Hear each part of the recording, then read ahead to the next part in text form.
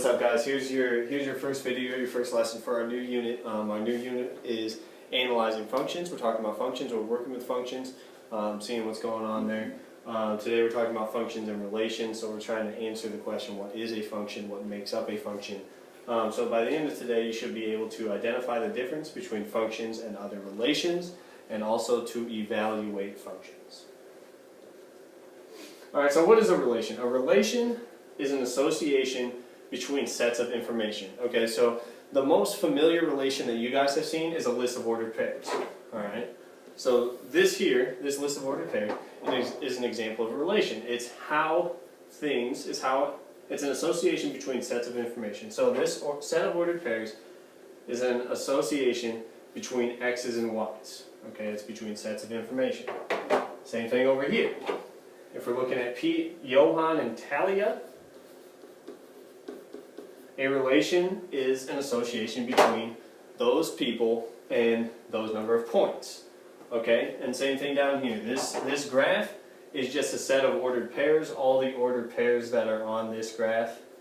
So that graph would be a relation as well, because it's a set of ordered pairs. So when you're thinking about relation, if it can be listed out as a set of ordered pairs, it's a relation. Alright, so now a function is a specific type of relation. Okay, it's kind of like a subset of all relations. In a function, each value in the domain has exactly one value in the range. Okay, and domain is our x's and range is our y's. Alright, so if we're looking at a set of ordered pairs, I know you guys can't see the one all the way to the right. So that says -2, 6. Okay, so now if we're looking at a set of ordered pairs, each value in the domain, so each x value has exactly one value in the range. Each x value has exactly one y value. So if we look at all these x's, they all go to exactly one y value. There's no x that repeats itself. If we look over here, Pete, Johan, and Talia, they each go to one thing in the range. They each have one thing. None of them repeat themselves. So Pete doesn't go to two different numbers. Alright, and if we look at this graph here, every single x value goes to exactly one y value. Alright, so that's what makes a range. If x's repeat themselves and go to different y's, then it's not a function. Okay, it is a function if each x value has exactly one y value. Alright, so how does this look in a more concrete example, in a more concrete situation? Let's say our guy Q wants to know how much weight he puts out total in his last workout. So think about how that graph could look. Let's say x is our weight axis, total weight is our y. Sorry, x is our time axis, total weight is our y axis. As time continues, Q could be putting up weight at a constant rate. Okay, he could be lifting the same amount of weight for the entire time, so he goes up as time increases, right? Or he could start his workout slow and go up a lot more as time increases. All right, so as time increases, the total amount of weight he's lifted is going up. All right, so now both of those guys, both of those we just saw, starting slow and lifting at a constant rate. Both of those are functions because each x has exactly one y. Okay? So now think about how it would look if it were not a function. Alright, if it were not a function, something goofy like this, if it were not a function, then an x, like 2, would have two different y values. Or 4 has two different y values. So this is not a function. Alright, so what a function is, the difference here, what we're getting at is a function can model a concrete situation in the real world. Okay? This cannot model a concrete situation in the real world because time would repeat itself. Okay? We can't have two different amounts of weight that he's already put up at 2 minutes. Alright? That's not possible. Okay, so let's look at these graphs. And we're going to identify a way that we can use every time to see if a graph is a function. Okay? If we look at this parabola over here, ask yourself, does the same x have different y's? Okay? Look at all these x values. Look at all the x values. None of them have two different y's. Alright? And if we use this vertical line, we can see that. No matter where the vertical line is x-wise, there's only one y value. Now over here, if we use this vertical line, at 0, it hits the graph twice, so there's more than one y value. At 2, it would hit the graph twice, so there's more than one y value when x is 2. Alright, so what the vertical line test is, it determines if a graph represents a function. Alright, so this is what it says. If the vertical line intersects only one point at a time on the entire graph, that means any point on the entire graph, then it represents a function. If the vertical line intersects more than once at any point on the graph, like we saw over here, then it's not a function. Alright, so here, this guy would be a function, this guy would not be a function, because x values on this second graph have two different y values, like this vertical line says. So if a vertical line can hit more than one point, it's not a function. Alright, so determine if each of these relations is a function. Look at it. Do all x's go to different y's? Sure. No x's repeat themselves, so this would be a function. You look over here, these ones repeat themselves, so you got to ask yourself, do they go to different y's? And they do. So an x value has more than one y value, so this would not be a function. Okay, same thing here. First one, ask yourself, do any x values go to more than one y value? Well, yes, this -1 does, so it would not be a function. If we look over here, do any of these x values go to more than one y value? -2 goes to exactly 1. 3 goes to exactly one y value. -5 goes to exactly one y value. So this would be a function, because none of the x's are repeating themselves. None of the x's have more than one y value. Alright, vertical line test. Can we draw a vertical line over here that goes through more than one point? Well, absolutely we can. That line right there, that means an x value has more than one y value, so it's not a function. Can we here, any vertical line we draw goes through exactly one point, so this would be a function. Okay, so function notation.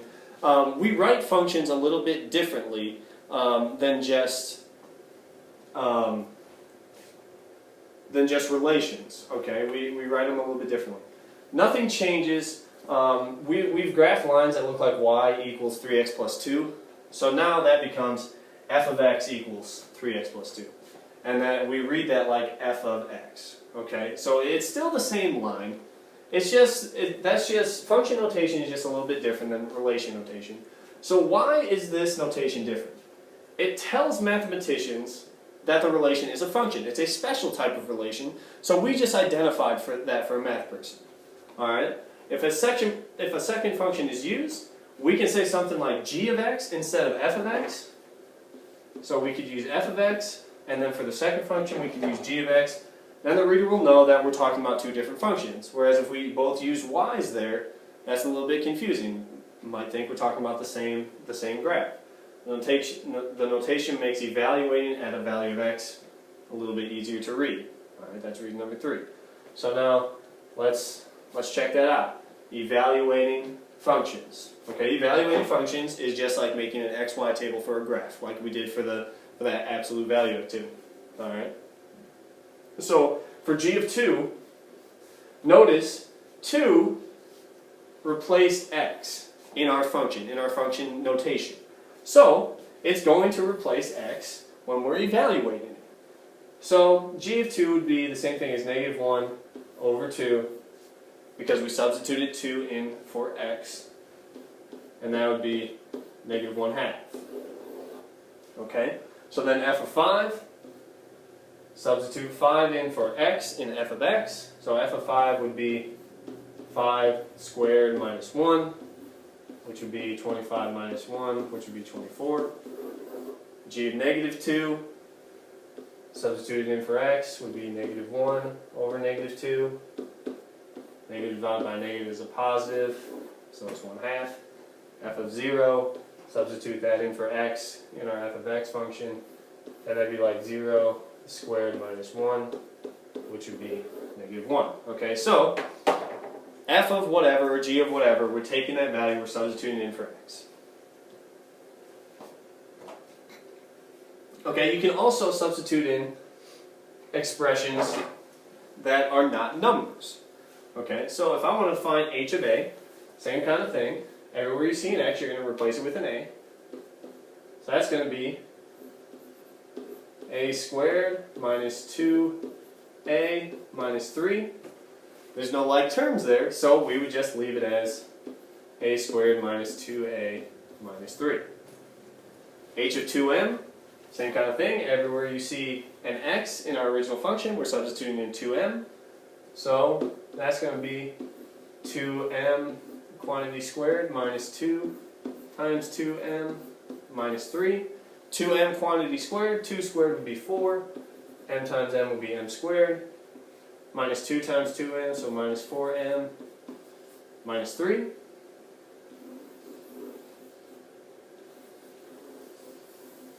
Okay, and then h of 1 minus p, a little bit more complex here. Again, we're substituting in 1 minus p for x, so that's going to be 1 minus p quantity squared minus 2 times 1 minus p minus 3. Alright, now it's a little bit harder to simplify this. So this would be 1 minus p times 1 minus p. Distribute this -2, so minus 2 plus 2p minus 3. And now here you can think of this like foiling. You're multiplying two binomial expressions there. I like to think of it like double distributing. So we're going to distribute this 1. So I'm gonna continue up here a little bit. Alright, so I distributed that 1. So I'm at 1. 1 times 1 is 1. 1 times -p minus p. Now I'm going to distribute this -p. Alright, so I'm double distributing. I'm distributing both of those things in those parentheses. So -p times 1 is going to be minus p. -p times -p is going to be p squared. Okay? And then we still have this stuff. So now we're going to combine like terms. So -2 minus 3 plus 1 is going to be a -4.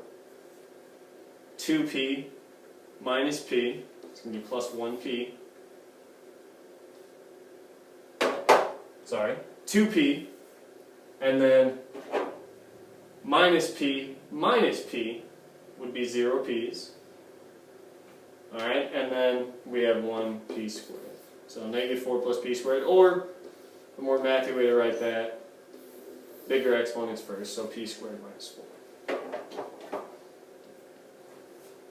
Alright, so there is our foundational lesson about functions.